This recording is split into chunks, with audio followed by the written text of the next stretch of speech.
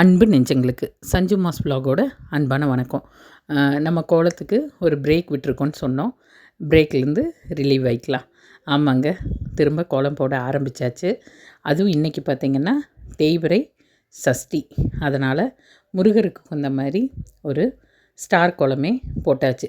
சிம்பிளாகவும் போட்டாச்சு, அழகாகவும் போட்டாச்சு. நம்ம இன்றைக்கி சொல்ல வேண்டிய தகவல் என்னென்னா, என்னடா டெய்லி இவங்க அழகாக குட்டி குட்டியாக கலர் கோலமாக போடுறாங்க அப்படின்ட்டு. என்னை பொறுத்தளவில் கோலங்கிறது ஒரு நல்ல பாசிட்டிவ் வைப்.